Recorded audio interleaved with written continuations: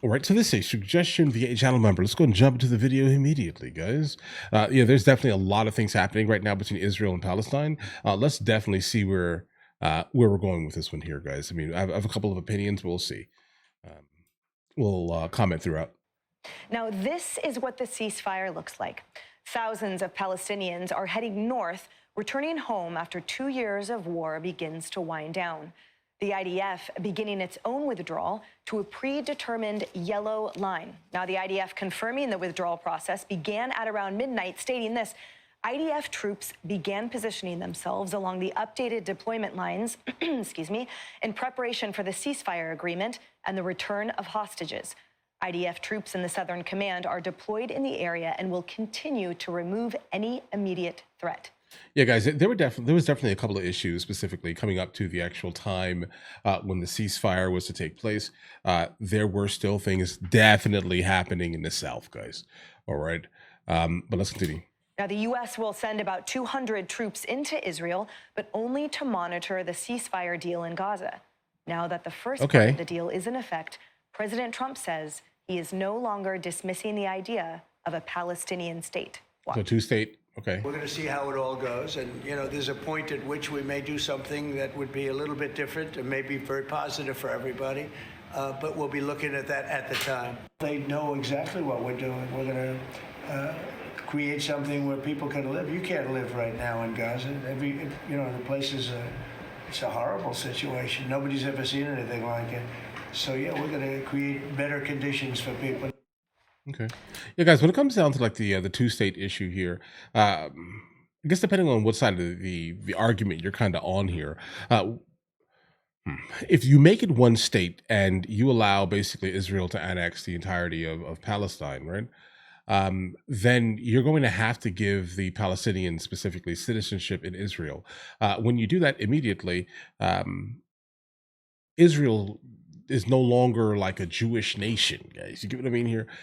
Because they will immediately become the minority in their country. So, depending on what side of the argument you're on, you're going to say, okay, oh well, right? I mean, or you're going to be someone who partakes in whatever faith, but et cetera, right? And you're going to be like, that's crazy. You can't do that. But they will become a Muslim majority type of like state immediately, guys. I mean, on an instant. A lot of hope on the horizon, Dave, as we await the return of those hostages first and foremost on Monday or Tuesday. There is. Of course, anything can happen. But to look at the whole progression of this from the time Trump came into office to where we are now is important, I think. And one of the first things he did, and he's been thinking about this, of course, he started with the Abraham Accords during his first administration, but he's been thinking about it during the 4 years of the Biden administration, where we got all confused about who was our enemy and who was our friend. Israel is our friend. It's our closest ally in the Middle East, but so are a lot of those Arab nations that the Biden administration essentially gave a cold shoulder to, particularly Saudi Arabia. But Trump got back into the sphere of recognizing the value of our Arab allies in the Middle East, and particularly those because they were as afraid of Iran becoming nuclearized as Israel was. He began treating Iran as the head of the snake, and he went right for it. He cut off all those possibilities of getting extra money from their oil revenue. He certainly wasn't sending them cash the way the Obama administration was. And of course, finally, it all led to Israel's attack of their surrogates in Lebanon and Gaza, Hezbollah and Hamas, which this administration let them go for. The previous administration was always against Israel trying to make any waves to go against people who are murdering their own civilians. We let them go. Of course, he'd always have to pull them back at times when they were going too far. Yeah, Netanyahu, Mr. Go Too Far, guys, consistently. That's kind of what it is. I do think that the goal, actually, of Netanyahu, he wouldn't have so much if he didn't know that regardless of whatever they do, America is going to back them like 100%, regardless of anything, right? Like it just brings me back to the scenario with Iran specifically, and the supreme leader when Netanyahu, was like, "Hey, listen, we gotta go ahead and get the supreme leader off the map, guys." Right? And Trump obviously says this is not a very good idea. You're going to martyr him. You're going to do all types of things, guys. So if you actually enact any type of policy, let's say that is set up to delete the supreme leader of Iran, we're not going to back that. And what does Israel say? We're going to do what we want to do. And it's the craziest thing in the world, guys. All right. I understand sovereign nation, but your sovereign nation consistently needs our funding, financing, and weapons. All right. So I would suspect that you should probably, at the very least, listen just a little bit more, right? If we're going to continue, if we're going to consistently fund this country, guys. But ultimately, climaxing in this extraordinary attack on the nuclear facilities in Iran, which nobody had the guts to do before Trump. Some people say they didn't have the ability to do it with the U.S. forces in bad shape. But all of this has led to the peace deal. I mean, before you have peace, you have to argue from a position of strength. We were arguing from a position of weakness, not just for the Biden administration, but for the Obama/Biden administration, because they were all doing exactly the wrong things, giving help to our enemies and giving a cold shoulder to our friends. And Trump completely turned that around. And here we are. That's right. And the argument, too, Molly Line, is that he emboldened his advisors and his team, his phenomenal team, to do the same, which is leverage their existing economic and professional relationships going back decades via Steve Witkoff, Jared Kushner, et cetera, so that they can come to this mutually agreeable solution rather than having this siloed approach in past administrations, which is ignoring the integrative economic factors and ignoring the region's interest in peace, ignoring the region's acknowledgement that Iran was a blight in their entire region for decades. I agree. So they were definitely doing that. In the past, it felt that these announcements were symbolic, but yesterday it certainly felt that for once and finally it was substantive. Yeah, some great points. And David, I think you have a great point. And earlier this year, when President Trump made this, historic economic trip throughout the Middle East and developed those relationships, and all of that added up to potentially where we are and what we hope to see in the coming days. I have the heart in the throat moment waiting to see these hostages come home, 20 living hostages potentially being reunited with their families. That alone is a remarkable achievement. But we can't act like this isn't all about the economics, the relationships that have been built, that President Trump did the second he got into office and made these historic trips. And he had offered all along the road, these opportunities for Iran to rejoin the world economy. The carrot, the stick. If it doesn't go his way, he's willing to act. And the messages that he's sent since he's gotten into office have certainly led people to understand that he means what he says. He does, definitely. And Tommy, in the celebration, rightly so, with still bated breath for the return of the hostages, I argue that notably absent from all of the celebration are all of those Democratic lawmakers, for example, who have been shouting for ceasefire for the last 2 years. Because they really don't want it. Right? Like they don't want it. It seems like the left, specifically when it comes down to like these type of issues, they say they want one thing, but the problem is that now they have a talking point they can kind of rally against. Right. And so once you actually end, right, or delete the ability for them to kind of maintain a talking point, right, for emotional talking point, let's say, then yeah, they don't care about this anymore. This is going to be yesterday's news, guys. I want to see what CNN is talking about when it comes to this. As well as the media, who seems to find it difficult to acknowledge that this president achieved something historic. But notably, the Wall Street Journal columnist Peggy Noonan, who's often a Trump critic, she says that the president should have gotten the Nobel Peace Prize, or at least the credit for the peace deal, writing this, quote, "Give it to him. Give him your applause," she says. Sometimes pessimism reaches a point of moral error. Sometimes hope is the only realistic approach.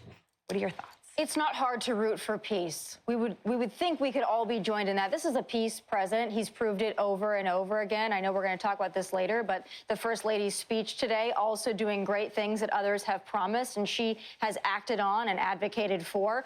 But going back to your initial point, where are all the ceasefire now folks in the streets, the Queers for Palestine, the very angry students on college campuses who camped out and who barricaded doors in the name of supposedly free Palestine, the Palestinian people, the people of Gaza?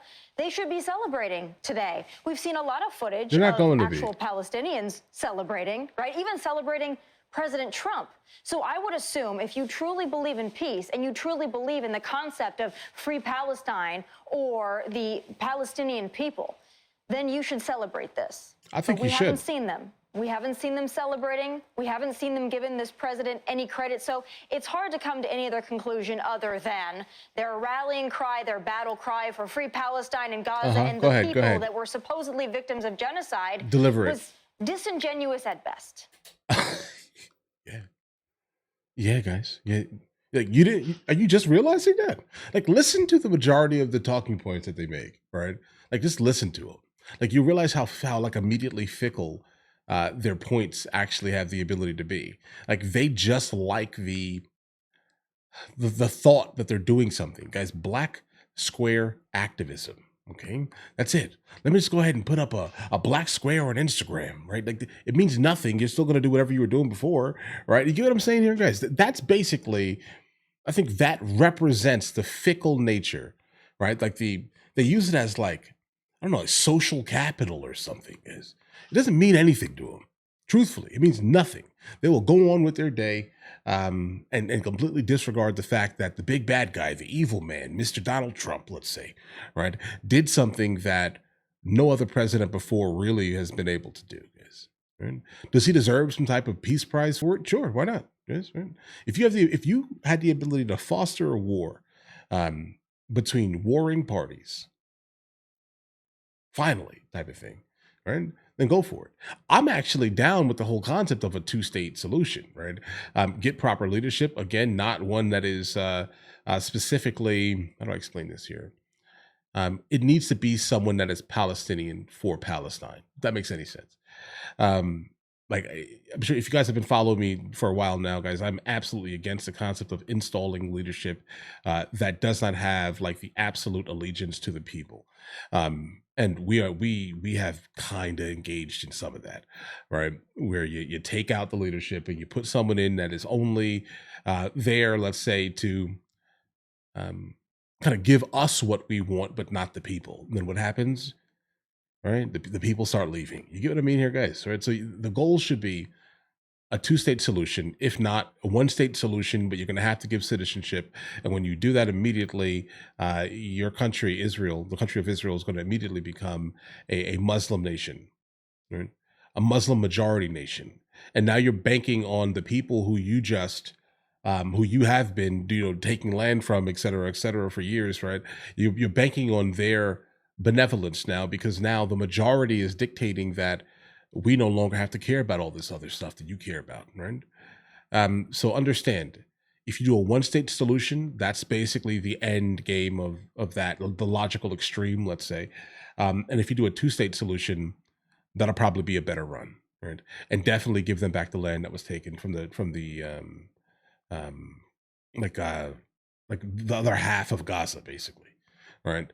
Because more than half of Gaza is currently being sat on by Israel, and there are still like battle beefs, let's say, happening in the south right now. Right, so a two-state solution is probably the most intelligent, specifically if you want to maintain a Jewish majority in Israel, or one state, and it basically all of what Israel has been and become, etc., will just fade into the area of Muslim nations, basically, that surround it. That's it, right? It's up to you, guys. I have no dog in this fight. I wish we take all our money out of this place, truth be told.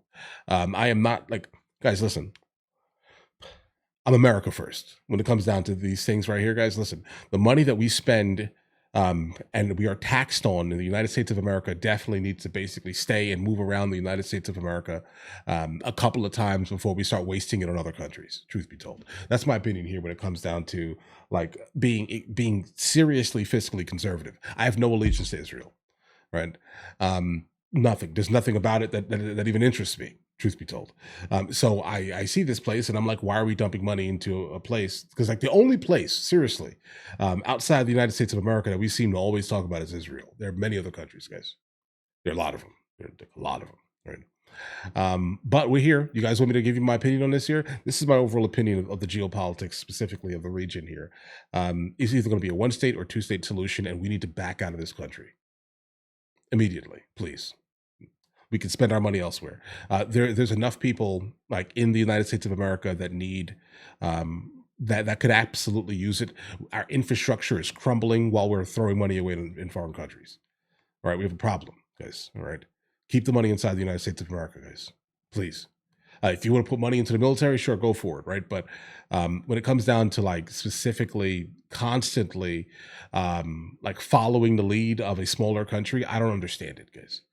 Maybe I'm not mature enough, let's say, to fully grasp how such a tiny country has so much pull over the United States of America. I don't get it. All right. I don't get it. Maybe let me know in the comments, guys. I want to hear your opinions. But all right, listen, you guys have an absolutely amazing day. Enjoy your day thoroughly.